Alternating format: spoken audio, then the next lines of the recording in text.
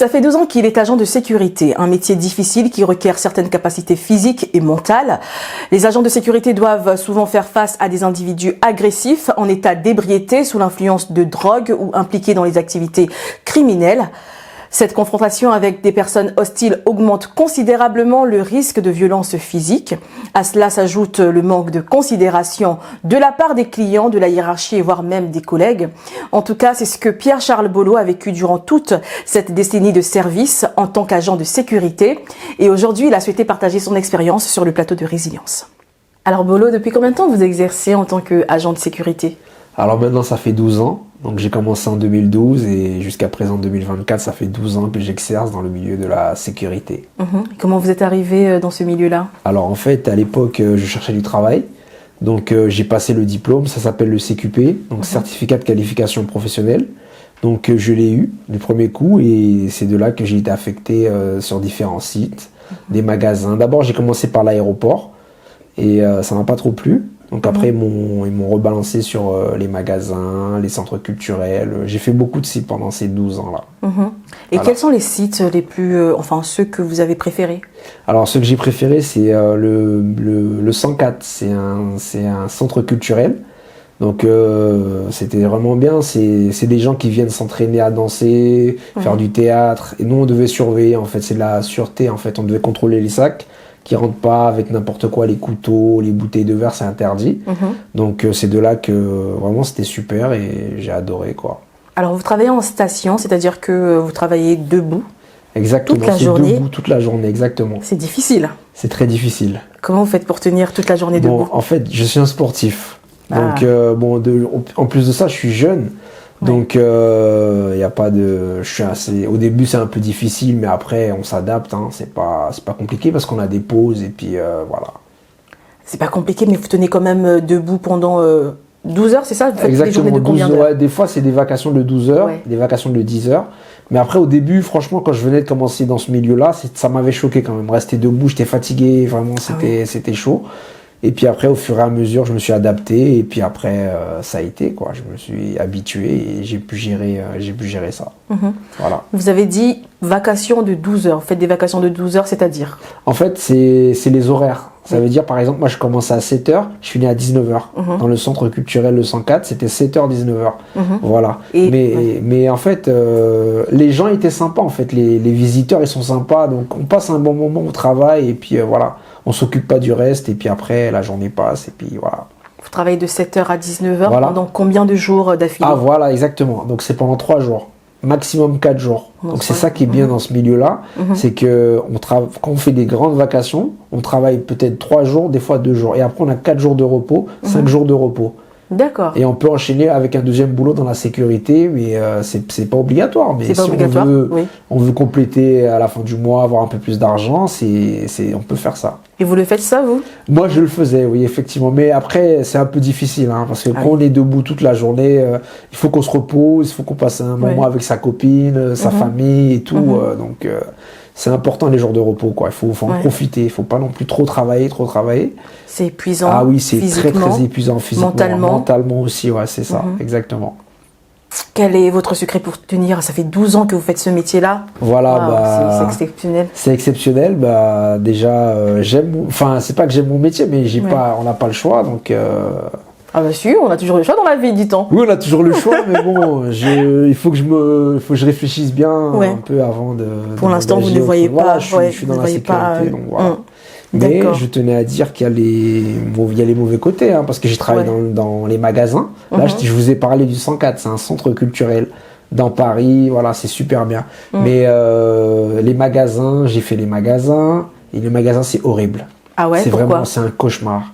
C'est-à-dire qu'on est agent de sécurité, mais on n'est pas avec ceux qui travaillent dans le magasin, en fait. Les caissières, les employés, les directeurs et tout, ils ne nous considèrent pas. Pour eux, on est là, on est des gardes et on surveille le magasin, on n'a pas de... Voilà. Par exemple, j'ai eu un collègue, c'était un magasin, je ne vais pas dire le nom, il se faisait passer à tabac. Donc, il y a quelqu'un qui avait volé, il a interpellé cette personne et il y a eu une bagarre. Et les responsables, ils sont tous devant, là, ils regardent, ils sont en train de fumer leurs cigarettes, boire leur café et ils réagissent pas, donc ils sont là, ils observent et donc voilà. Donc c'est très hypocrite. Hein. Ce milieu-là, dans les magasins, c'est très très hypocrite. Mais bon après, c'est pour ça que je suis pas resté. J'ai demandé qu'on m'affecte ailleurs et puis voilà. Mais c'est surtout ça. Donc vous vous sentiez vraiment dévalorisé, pas considéré par vos collègues. Oui, totalement. Enfin c'est pas nos collègues parce que nous on est entre collègues agents de sécurité, on est soudés. Oui. Mais pardon. Collègues travaillant dans le même. Voilà. Mais les caissières, ouais voilà exactement. C'est pas, ils nous considèrent pas. Hein. On est agent de sécurité, en plus c'est nous qui assurons leur sécurité. S'il y a un problème dans le magasin, s'il y a un braquage, s'il y a quelque chose, c'est nous qui devons assurer leur sécurité et on devrait plus avoir de l'estime en fait. Ils devraient plus nous estimer. Mais du coup, c'est pas comme ça. Hein. Parce que j'ai fait plusieurs magasins, c'est pas un magasin, j'ai fait plein de magasins et c'est toujours la même mentalité. Toujours la même mentalité. Mais ils vous voient comment ? Alors, on fait la sécurité, donc on n'est pas avec eux, quoi. Ils disent bonjour, voilà. C'est limite. Hein. Il y en a, ils passent, ils disent pas bonjour. Donc voilà. Vous parliez de braquage. Oui. Donc c'est un milieu assez hostile. Est-ce que oui, ouais. Totalement. Ah oui, c'est hostile. Oui, on a vécu la violence. On a vécu la violence. De la part des travaillé. Je vais pas dire le magasin. J'ai travaillé dans un magasin, c'est à Aubervilliers. Donc là-bas, il y a des drogués, il y a des SDF, il y a des gens qui sont bourrés dans un état, voilà.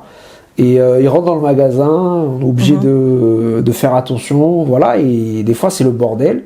Et comme étant donné qu'on est dans un quartier assez chaud, c'est déjà arrivé qu'il y a un collègue, à la sortie du magasin, il y a des individus qui sont venus l'agresser.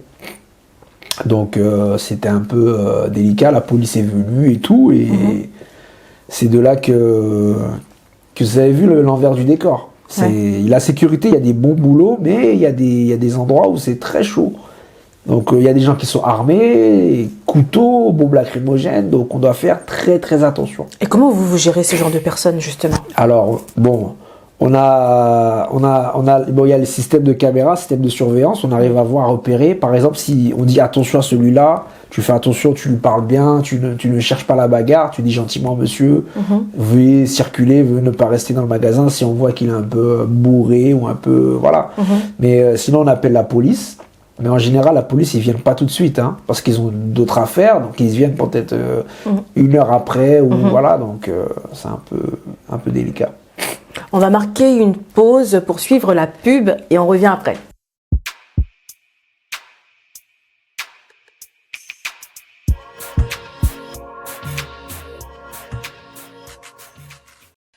Vous aimez les enfants et vous souhaitez travailler en leur compagnie, ça tombe bien. Le CFA Kelasi School lance la formation accompagnant éducatif petite enfance en alternance. Cette formation se déroulera sur une année à compter de la rentrée. Au programme, nos formateurs expérimentés dans le domaine de la petite enfance vous communiqueront des informations et des techniques pour assurer l'entretien, l'encadrement et l'accompagnement d'enfants de 0 à 6 ans. Vous contribuerez ainsi à leur éducation, à leur développement et à leur épanouissement personnel. Grâce à notre réseau de partenaires, vous serez placé en entreprise dès la validation de votre inscription. À la fin de votre formation, vous obtiendrez un titre RNCP de niveau 3 reconnu par l'État. Vous aurez aussi la possibilité de trouver du travail rapidement dans le secteur de la petite enfance en forte demande. Alors pour postuler, envoyez un mail à l'adresse contact@kelasi-school.com ou téléphonez au 06 29 28 94 33.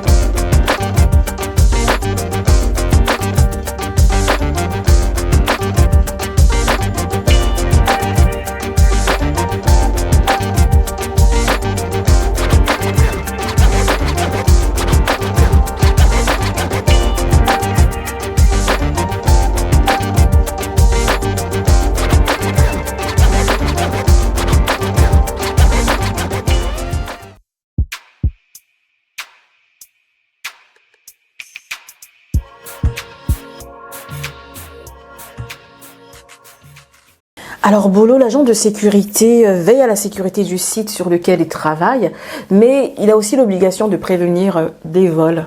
Est-ce que vous avez déjà arrêté des voleurs? Ah oui, plus c'est la routine en fait. Quand on travaille dans un magasin, tous les jours il y a des vols. Hein. Ça va du plus petit au plus âgé, hein, et celui qui est mal habillé au plus bien habillé en fait.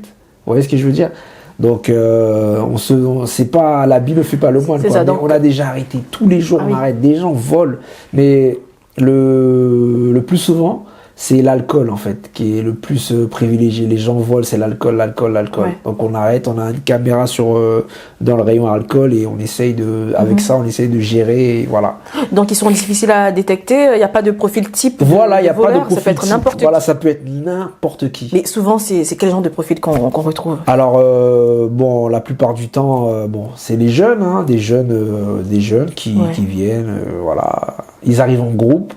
Et c'est de là qu'on voit que c'est un peu qu'il faut faire attention quoi. Donc, et vous n'avez pas vous peur de les arrêter? Si, on a toujours peur hein, parce que on peut se faire agresser à n'importe quel moment.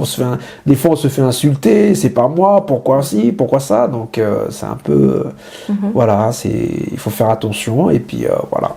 Et quand vous les arrêtez comme ça, les voleurs, qu'est-ce qui se passe après? Alors on les arrête, donc en fait on les amène dans la salle d'interpellation.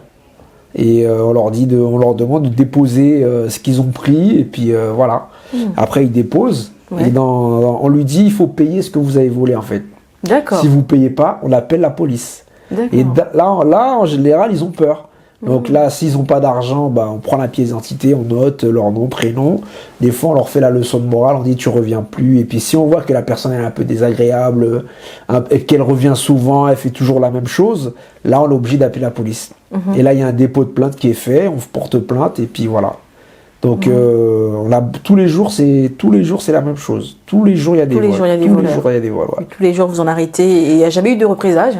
Si, il y a déjà eu des représailles. J'ai en tête, j'ai un collègue, il s'est pris un coup de couteau à la fin de son service parce que le gars lui a dit tu vas voir, je vais t'attendre à la sortie, et à la sortie, coup de couteau, et il est parti à l'hôpital, et voilà, ça s'est très mal passé. Mais il y a des représailles, mais bon, c'est pas bon. Il y en a, mais c'est pas souvent quoi.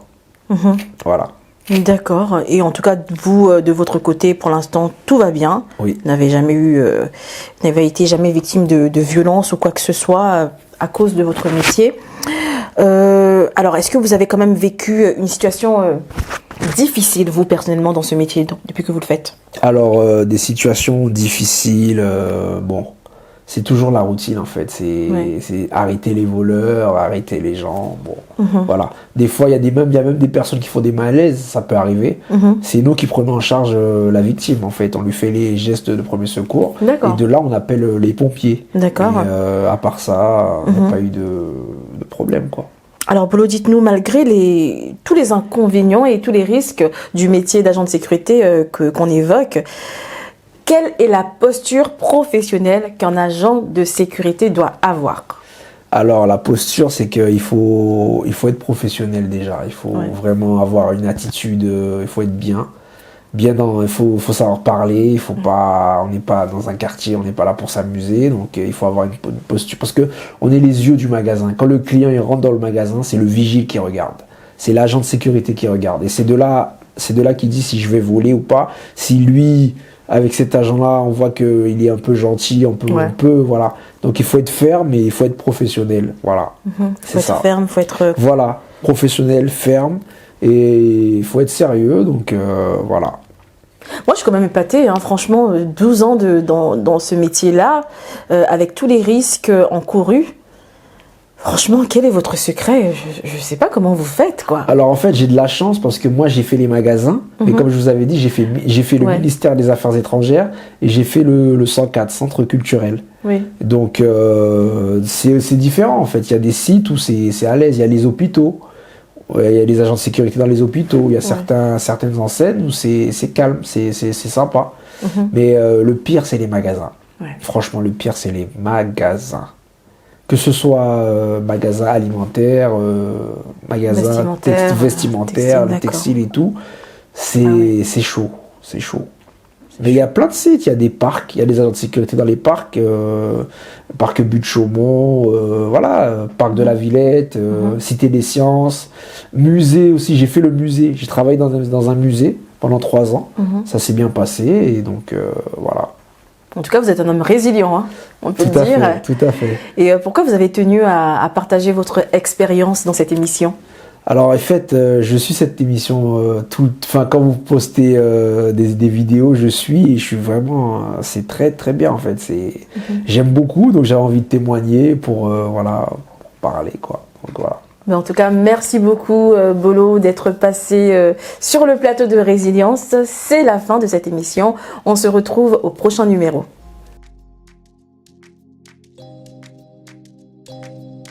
Sapi's greatest production.